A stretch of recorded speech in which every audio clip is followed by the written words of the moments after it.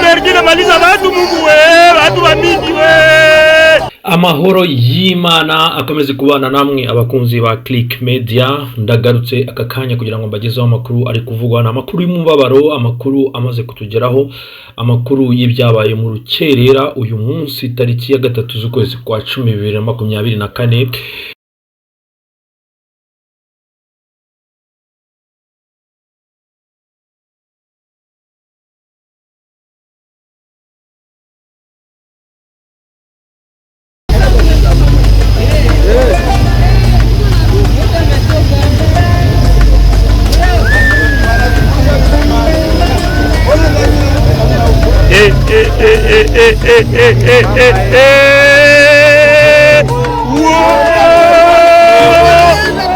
Merdi namaliza watu Mungu watu wa mingi watu wanaisha Mungu wa mingi sana merdi wote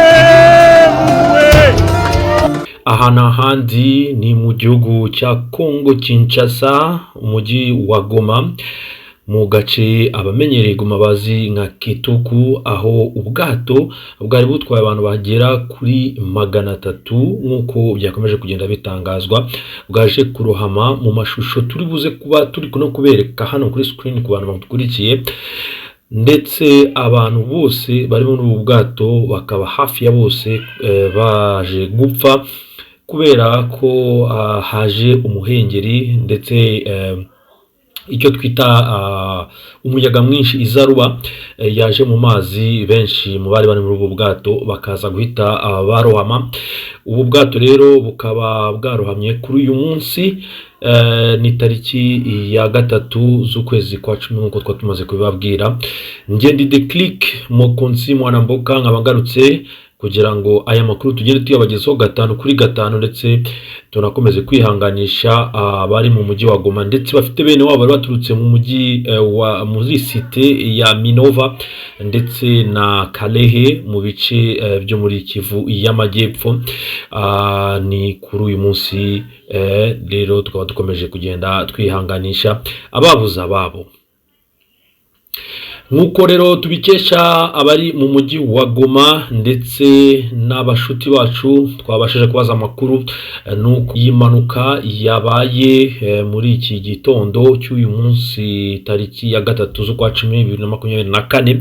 Byose bikaba byabereye muri metero nkeya hafi ya port ya Kituku bikaba ari mu mujyi wa Goma, aho abakongomani benshi bo mu mujyi wa Goma basigaye bafata ibiribwa bivuye mu bice bya Sud Kivu, cyane cyane mu bice bya Minova, Nyamasasa ndetse na Kalehe muri rusange, nibivuye ku kirwa cy'Ijwi nk'uko bimaze igihe bikorwa.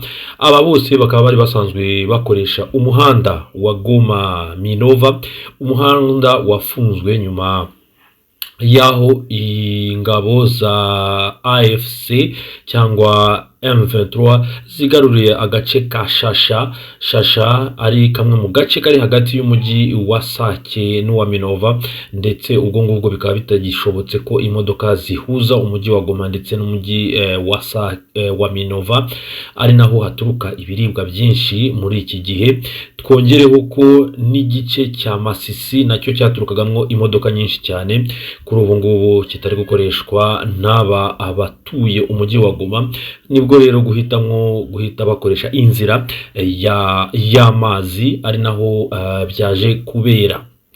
Rero nk'uko byakomeje kugenda bitangazwa n'ibinyamakuru bigiye bitandukanye ndetse n'inshuti zacu ziri mu mujyi wa Goma, biravugwa ko ubu bwato bwaje guhaguruka ni ubwato bwitwa Bateau MV Merdi. Rero bukaba ari ubwato bukoreshwa kuri iki kiyaga cya Kivu buhuza umujyi wa Goma ndetse n'ibice byo muri Kalehe. Kalehe ikaba ari teritware iri muri Sud Kivu ipakanye no na teritware ya Masisi. Rero abari bari aho ubwato bwahagurukiye bagereranya batari shuwa neza, nuko abasaga 300 cyangwa barenga aribo babashije gufata ubu bwato ubwo bari bahagurutse mu mujyi wa Minova berekeza kuri Port de Kituku. Ahangaha hakaba ariko bari kugenda babigereranya. Rero hakaba nk'uko byaje kuvugwa abagera kuri 53 nibo bonyine bari kwitabwaho babashije kurokoka, bakaba barokotse nyuma yuko habayemo ubutabazi bukozwe n'ingabo za FARDC zifatanyije n'ingabo z'abanyamalawi babarizwa hafi ya port ya Kituku, ndetse bikagaragara ko hari n'imirambo myinshi cyane ya benshi bari bamaze kurokorwa, n'imibare ntiratangazwa.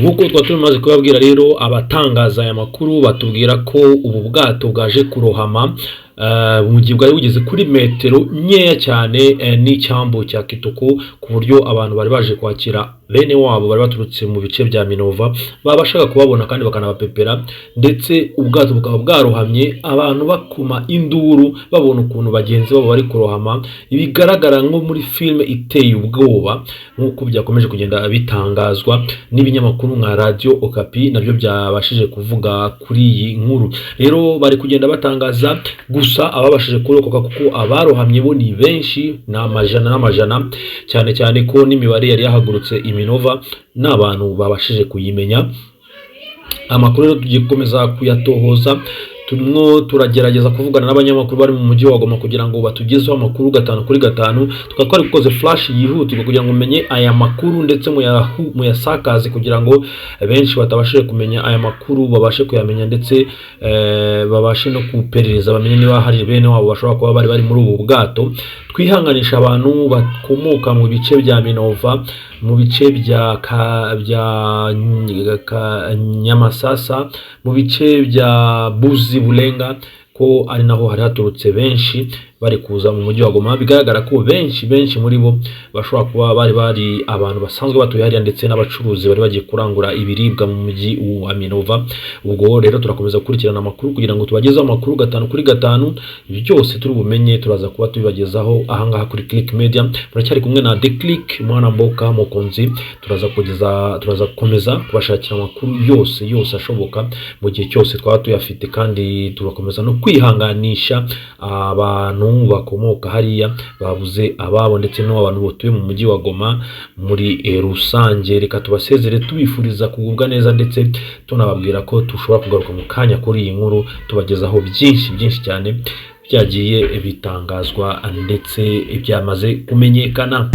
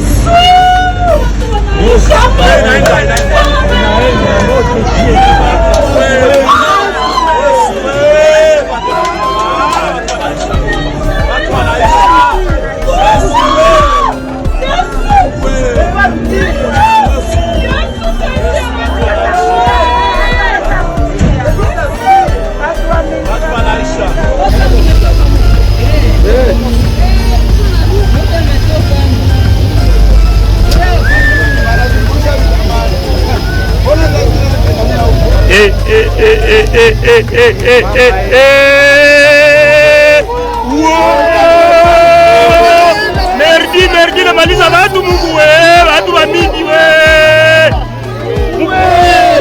Watu wanaisha Mungu we, wa mingi sana merdi.